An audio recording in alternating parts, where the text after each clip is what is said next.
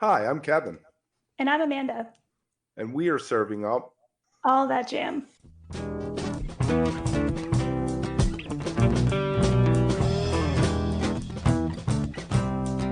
All That Jam, Quick Hit. Brian Thomas on John Brown's Body. It's also fun to do like a tight show. Like when I was touring with John Brown's Body, we would the set list would change. So like somebody could go to like 3 or 4 or 5 shows in a row, and the set would be different. So you could enjoy seeing them over and over again. But the arrangements didn't change that much, and that's kind of fun also to like see if you can like how crisp and how tight can you make it. That's it's fun to do that as well. Yeah. and that music lends itself to that. I mean, it's built on those tight, arrangements. Yeah, yeah. Well, I think it's based on it can be extremely tight, but within that tightness, there's flexibility It built could in. swing. Mhm. For it to be able, it's purposefully to let it go someplace else.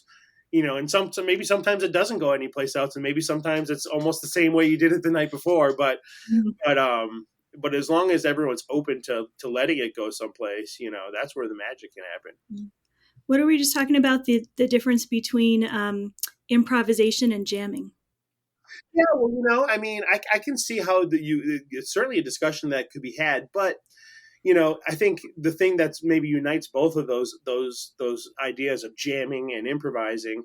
When I'm improvising, um, I should play differently depending on who are the people I'm playing with, because if I'm really truly improvising, I'm listening to everything that's going on around me. I'm thinking what I smell. I'm seeing what I see in the audience. I'm seeing this blue lights over here and this red lights over here. That might influence something, or just how I'm feeling that day might influence how I'm improvising. So it's in the moment. And like I said, one of the beautiful things is when you play with different musicians, you improvise differently, because Mhm. hopefully you do. If you're playing the same exact kind of ideas and licks that you were playing with a different guitar player, then you're probably not listening, because you should be able to react differently based on Mhm. who you're playing with.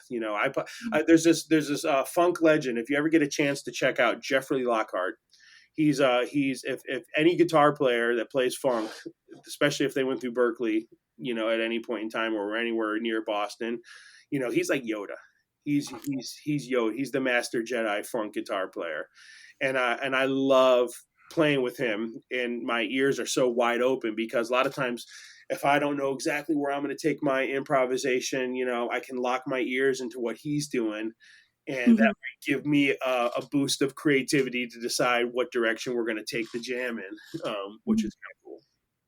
And I'm assuming that that has changed or evolved over time too. If you think about, when you were kind of just getting into maybe live performance versus today, you probably have a different ear or even just thought process for how you're going to do some of that. I would think. Oh, absolutely, yeah. I mean, and that's the beauty of being a musician. There's never a destination. Mhm. You're just on the journey the whole way. And if you arrive there, then it's time to hang it up and maybe try something new. You know, Right on. you never. I don't believe I could ever possibly arrive someplace. I think of some of my favorite jazz musicians, and you go hear them playing, like, oh, that was amazing, and they're like, oh yeah, I can't wait to get up tomorrow morning and start practicing. Because the journey, that's the fun part, is the journey, and building that skill set so you can communicate with other musicians, and you can communicate with your audience, and sharing those spiritual moments of making music together. Mhm. I love that you can share that or, impart that experience with your students too. Just that lived experience of being out there, and all that work that you've done, I'm sure really translates in a really cool way for them. Yeah, I've definitely noticed a difference with my students since like Instagram, to be honest. Because I didn't care about like any of the other stuff, but Instagram was the thing that like they're still, teenagers are still into. Yeah. And so you post something, and the next day you're in school, and I'm like, wow, like that was pretty crazy. And like they they react a little bit differently, because Mhm. they see that what you're doing, and they certainly, I think, can have a little bit more trust of that I know what I'm doing. I'm not just talking at them. You know what I mean? And I mean, I also teach with my horn in my hand the entire time. Mhm. I don't. My horn is with me.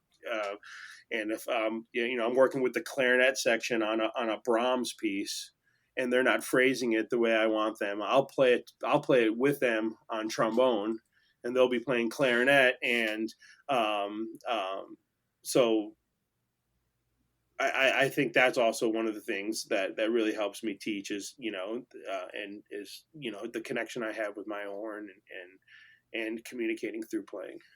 Yeah. Well, when you all decide you want to do a road trip out to Denver, I'll be on the lookout for that. We got Oh some yeah, great venues. I mean, just last night I was talking to all the lettuce guys about it. We're talking about with some things of maybe a big band lettuce collab. Like I said, we did that Adam Deitch tune, Egyptian Secrets on the record, and so kind of I think everyone's got the wheels churning about what would it look like to bring the band out to Denver. I could see it. Cool. Well, I'll be on the lookout for that. If you are enjoying All That Jam, please like and subscribe to our social media channels at All That Jam Pod on Twitter, Instagram, and Facebook, or visit our website, allthatjampod.com. Make sure to sign up for our email list and tune in every week for new episodes. Also, look for full interviews on our YouTube channel. And remember, stay beautiful, but don't stay underground too long.